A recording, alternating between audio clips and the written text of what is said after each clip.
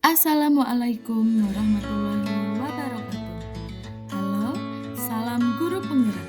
Perkenalkan, saya Lulut Sukiyarti, calon guru penggerak angkatan 11 dari SDN 01 Kalimojosari, Kecamatan Doro, Kabupaten Pekalongan. Hari ini, saya akan memaparkan kesimpulan dan refleksi pemikiran Ki Hajar Dewantara pada modul 1.1 koneksi antar materi. Sebelumnya, apakah sobat penggerak sudah memahami tentang perbedaan pendidikan dan pengajaran? Pengajaran merupakan salah satu bagian dari pendidikan. Pengajaran adalah pendidikan dengan cara memberi ilmu yang bermanfaat untuk hidup anak-anak, baik secara lahir dan batin. Sedangkan pendidikan itu secara umum dapat diartikan sebagai tuntunan hidup tumbuhnya anak-anak. Pendidikan diharapkan dapat menuntun kodrat yang ada pada anak-anak agar mereka mencapai keselamatan dan kebahagiaan.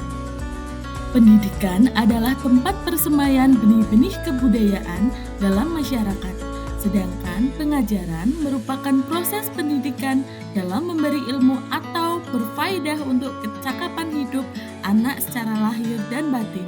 Pendidikan menjadi salah satu kunci utama untuk menciptakan manusia yang beradab. Pendidikan menciptakan ruang bagi murid untuk bertumbuh secara utuh agar mampu memuliakan dirinya dan orang lain. Pendidikan pada dasarnya hanya sebuah tuntunan. Meskipun begitu, pendidikan juga harus memerhatikan kodrat keadaan pada setiap anak. Ibarat dalam menanam, walaupun benih yang kita gunakan kurang baik, jika dipelihara, dipupuk, disiram, dan mendapatkan sinar matahari yang baik, maka tanaman itu akan tumbuh menjadi baik. Kemudian, didiklah anak-anak dengan cara yang sesuai dengan tuntutan alam dan zamannya sendiri. Anak akan mencapai kekuatan kodratnya sesuai dengan alam dan zaman. Sesuai dengan kodrat zaman saat ini, anak diharapkan memiliki keterampilan abad 21. Kemudian, berdasarkan kodrat alam, setiap anak memiliki budaya masing-masing sesuai dengan daerah asalnya. Kekuatan sosial budaya Indonesia yang beragam dapat menjadi kekuatan kodrat alam dan zaman dalam mendidik.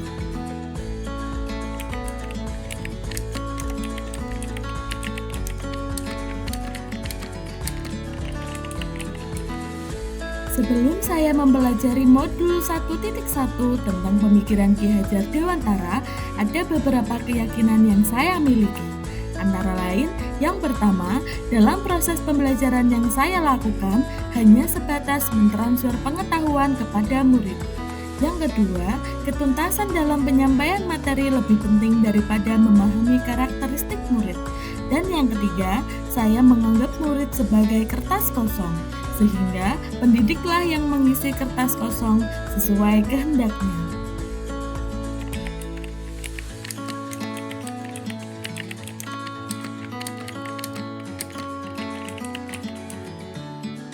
Setelah saya mempelajari modul 1.1 tentang pemikiran Ki Hajar Dewantara, yang pertama, saya menyadari apa yang saya pikirkan dan lakukan selama ini kurang tepat. Banyak pemahaman dan pengetahuan baru yang saya dapatkan.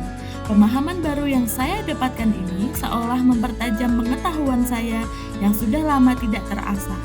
Selama ini, saya menganggap murid adalah objek, sehingga guru adalah sumber pengetahuan yang harus dipelajari murid. Yang kedua, saya sadar bahwa di dalam mendidik, saya tidak hanya mentransfer pengetahuan saja.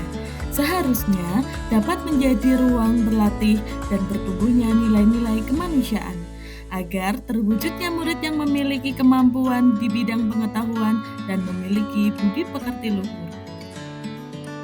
Dan yang ketiga, saya mulai menyadari bahwa murid bukanlah kertas yang kosong, tetapi kertas yang sudah memiliki tulisan-tulisan yang samar. Dan tugas pendidik adalah untuk menebalkan tulisan tersebut. Jika tulisannya mengandung hal yang baik, maka tulisannya ditebalkan. Sedangkan jika tulisannya mengandung hal yang tidak baik, maka tidak perlu ditebalkan.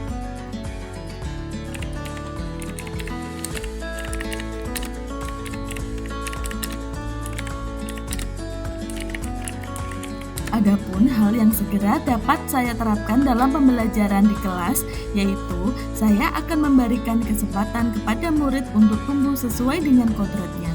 Yang kedua, saya akan menuntun dan tidak menuntut murid sesuai dengan keinginan saya.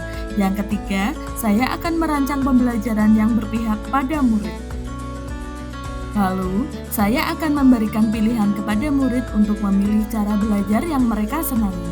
Ketuntasan materi bukanlah hal yang paling penting, tetapi memahami karakteristik murid dalam belajar menjadi hal yang lebih penting.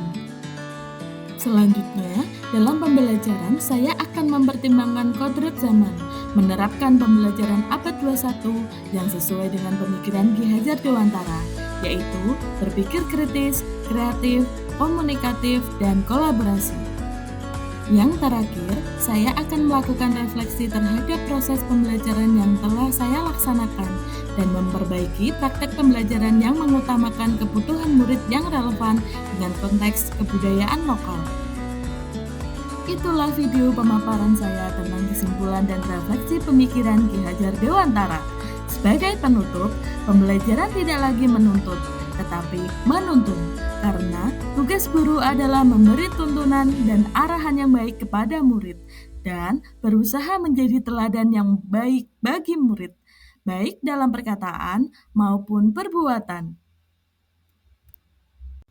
Terima kasih sudah menonton video ini. Semoga dapat menginspirasi sobat penggerak semua.